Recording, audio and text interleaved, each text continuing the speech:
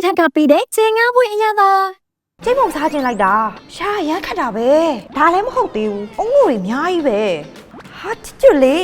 ဒါမဲ့မြမပြည်ရလိုမျိုးနဲ့မတူသေးဘူးဒီနေ့ထိုင်းမှာရှာစားခတ်တဲ့မုံလေးတူတူလောက်စားကြည့်ကြမယ်ဒါတွေအားလုံးက7 level မှာအားလုံးရှာဝယ်လို့ရရနော်တို့တွေလုံးမဲ့မုံကတော့ကျိမုံပဲဖြစ်ပါတယ်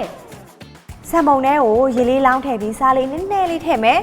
ပြီးတော့စီလေးနည်းနည်းလေးထည့်ပြီးတော့တမအောင်မွေလိုက်မယ်နီးလေးနဲ့အိုးအပူပေးနော်ဒါမှမုံနစ်ကမတူးမှာမဟုတ်လို့ရှိရင်ကြိတ်မုံကြွတ်ကြွတ်ဒီစားနေရလိမ့်မယ်ဆံမုံလေးကိုလောင်းထည့်ပြီးတော့ကြက်ပြီးဆိုလို့ရှိရင်ရပြီနော်မုံနစ်လည်းစင်သင့်အစာပလာတွေလည်းစင်သင့်မြေဘဲတောင်းလေးတွေကိုနှက်နေအောင်ဖြူလိုက်မယ်နော်နှမ်းစာဒီစိတ်ဆန်ချောင်းလေးကိုကြိတ်ပြီးတော့ဖြူလိုက်နော်အနံလေးမွေးသွားအောင်ကြက်တော်ဒီကြော်လေးရယ်စီလေးနည်းနည်းရယ်အပေါ်ကနေစမ်းလိုက်မယ်